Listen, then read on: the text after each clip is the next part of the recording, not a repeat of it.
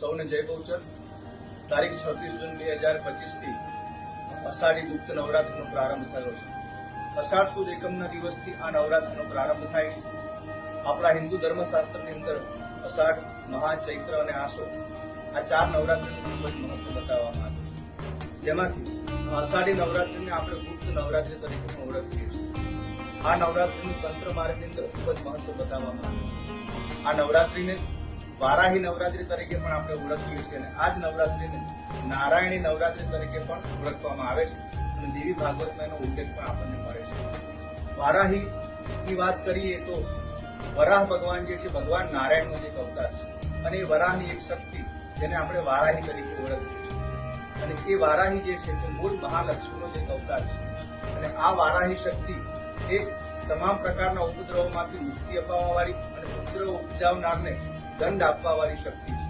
જેથી કરી એનું નામ દંડનાયિકા પણ એવું શાસ્ત્રમાં બતાવવામાં આવ્યું છે. ખાસ કરીને આ નવરાત્રીનું, અષાઢી નવરાત્રીનું તંત્ર માર્ગની અંદર ખૂબ જ મહત્વ બતાવવામાં આવ્યું છે. પોતાના ગુરુ દ્વારા આપણને જે કંઈ ઈષ્ટ મંત્ર મળેલા હોય તો તે મંત્રના અનુષ્ઠાનનું આ સમયની અંદર ખૂબ જ મહત્વ બતાવવામાં આવ્યું છે. કારણ કે વર્ષા ઋતુનો આ કાળ અને વર્ષા ઋતુની અંદર જળ દ્વારા જે કંઈ ઉપદ્રવો ઉપજતા હોય તે ઉપદ્રવોને શાંત કરવા માટે આ સમય દરમિયાન આપણે અનુષ્ઠાનો કરીએ, ઉપાસના કરીએ, એનાથી એનું ઉત્તમ એક આપણને ફળ પ્રાપ્ત થાય છે. ભગવાન જગન્નાથને પણ આ સમય દરમિયાન નેત્રની ખૂબ જ પીડા થયેલી છે. એટલા માટે ભગવાનને પોતે નેત્રને પાટા બાંધવામાં આવે છે અને આ સમય દરમિયાન ભગવાન જગન્નાથને પણ ખીચડી છે, જાંબુ છે, આવા સુપાચ્ય અને હળવા પદાર્થ પ્રસાદ તરીકે ધરાવવામાં આવે છે. ભગવાન જગન્નાથ આ સમય દરમિયાન પોતે જ્યારે રથયાત્રાના સ્વરૂપે નગર યાત્રામાં નીકળે છે ત્યારે એમની સાથે એ સુભદ્રાને લઈને નીકળે છે. સુભદ્રા એટલે કે સૌનું કલ્યાણ કરવા વાળી એક શક્તિ, અતિશય કલ્યાણ કરવા વાળી એક શક્તિ, એટલા માટે એનું નામ સુભદ્રા છે. તો એ સુભદ્રાની સાથે લઈ અને ભગવાન જગન્નાથ જ્યારે નીકળી ત્યારે ભગવાનની પણ એક દિવ્ય દ્રષ્ટિ જે છે એ સૌ નગરજનો પર પડે અને એ ભગવાનની દિવ્ય દ્રષ્ટિ જે છે એ તમામ પ્રકારના ઉપદ્રવોને શાંત કરવા વાળી અને સૌ ભક્તોનું કલ્યાણ કરવા વાળી છે.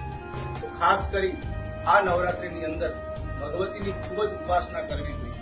વર્ષા ઋતુની અંદર જેમ આપણે કોઈ એક વૃક્ષ વાવીએ, કોઈ છોડ વાવીએ તો આપણને ખબર છે કે એ આ સમય દરમિયાન ખૂબ જ ઝડપથી એનો વિકાસ થાય અને ખૂબ જ ઝડપથી મોટું થતું હોય છે. એવી જ રીતે આ સમય દરમિયાન કોઈ ઈષ્ટના આપેલા મંત્રની આપણે ભક્તિ કરીએ અને ઉપાસના કરીએ તો આ સમય દરમિયાન એનું જે ફળ છે એ ખૂબ જ શીઘ્ર આપણને પ્રાપ્ત થતું હોય છે અને ખૂબ જ શીઘ્રતાથી મા ભગવતી પોતે પ્રસન્ન પણ થતા હોય છે. તો આ સમયનું, આ નવરાત્રીનું ખૂબ જ મહત્વ બતાવવામાં આવ્યું છે. કદાચ કોઈ ઈષ્ટનો આપણને મંત્ર ન મળ્યો હોય તો આપણે સૌ જાણીએ ચંડીપાઠ. એ ચંડીપાઠ એટલે દુર્ગા સપ્તશતી અને એનો 11મો અધ્યાય એટલે ભગવતી નારાયણી સ્તુતિ. એ ભગવતી નારાયણી સ્તુતિ એનો પણ જો આપણે ખૂબ જ ભાવપૂર્વક પાઠ કરીએ તો પણ મા ભગવતી આ સમય દરમિયાન ખૂબ જ પ્રસન્ન થતા હોય છે.